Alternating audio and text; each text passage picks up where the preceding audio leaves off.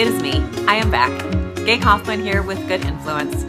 Happy New Year. So I had to take a little bit of a hiatus because the holidays hit me pretty hard. Not in a bad way, but it was just real busy. I had family stuff going on, holiday stuff going on. My stepdaughter graduated from college, so we were out of town for a while for her graduation, which was wonderful. And then we got back and it was like 5 days till Christmas, and it was crazy. So I'm here now and ready to go, just like you, I bet, for 2020. But before I left, I had written an episode on peace, funnily enough. And, all the pretty peace on earth songs were on the radio, and we'd had Advent at church where we lit the Advent calendar for peace. And so it was on my mind. And I thought, well, that's all over with at this point, like really over with. So maybe I should can it. But then part of me was like, well, it's still something to strive for. So let's talk about it. And maybe it's more important to talk about now than ever. So obviously what made me think about peace in the first place was the season. And as I mentioned, we light candles for Advent, and we light them for different reasons each week. And one week we lit the candle for peace. And they read the scripture from Isaiah about the lion lying down with the lamb and the wolf with the goat, something like that. Anyway, it's like two enemies who are at peace. And it just made me think more about what a beautiful idea it is and how important it is. And it also made me think about how hard it is to attain, and how it seems like most people don't actually believe it's attainable. Like, they think it's a beautiful idea, but maybe too idealistic. Maybe it just is not really possible.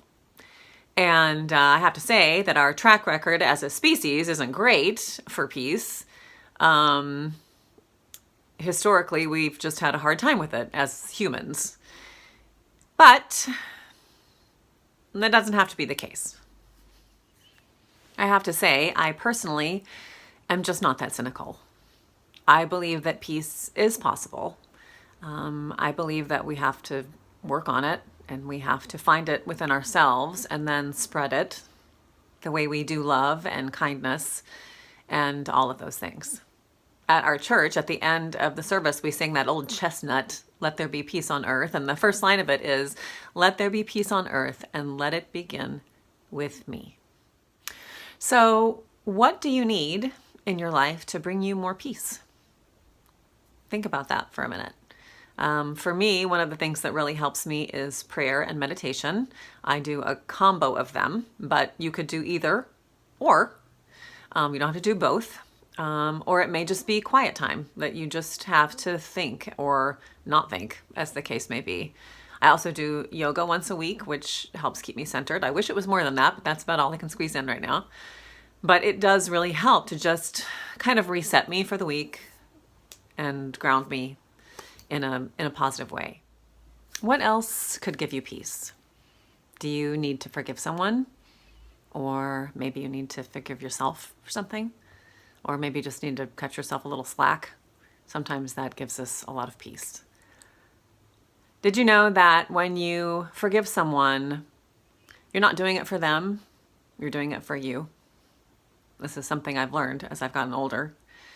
Because when you walk around with bitterness and hatred in your heart for someone, they don't know the difference. They're just still living their lives, easy as could be, happy as could be. And you're the one who is walking around feeling bad.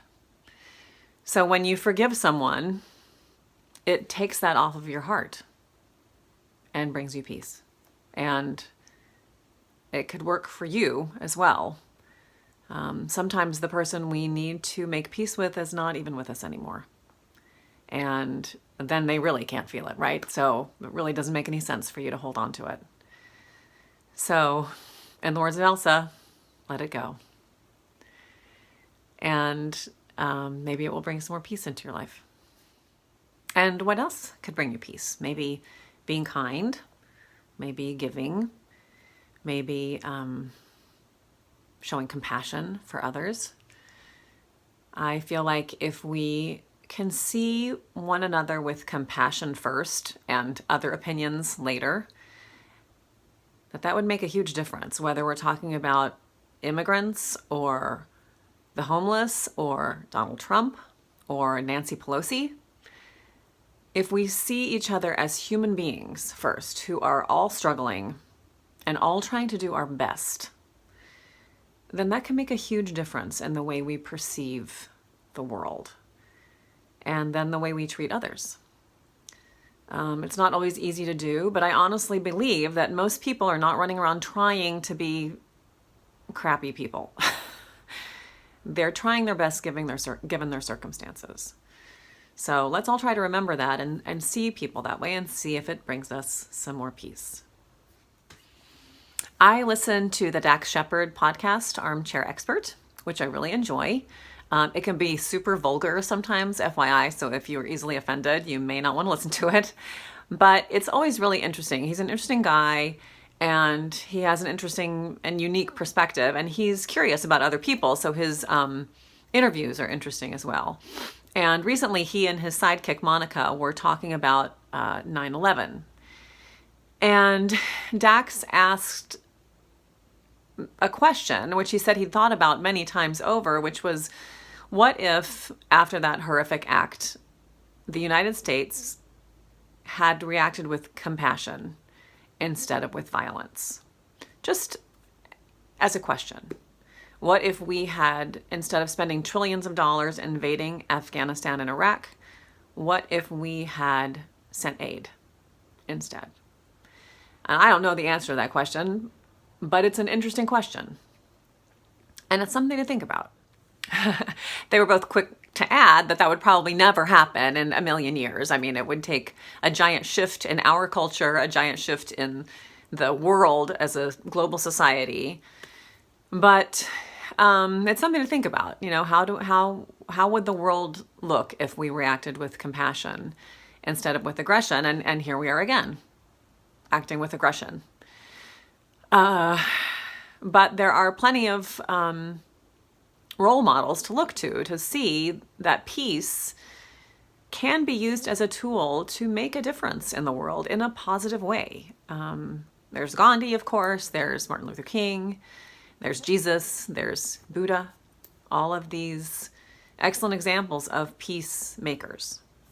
So I know it's probably not the most popular opinion, but it is mine, and I do believe that peace is possible.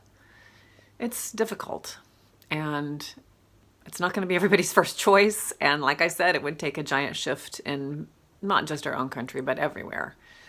But just like kindness, if it starts with us, if we start with just this little bit and we spread it from where we are, maybe we could make a big difference in the world.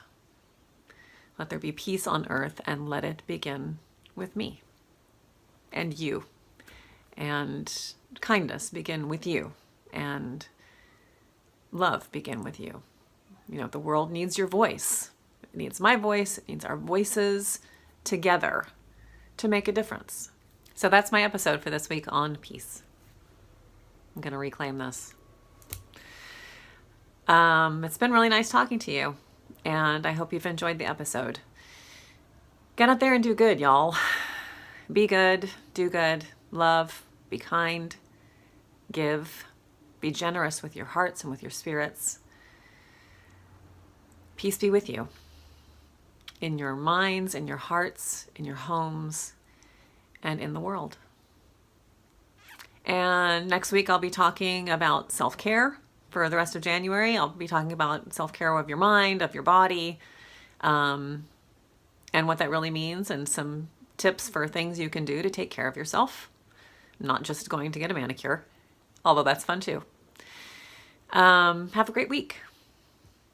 Be a good influence.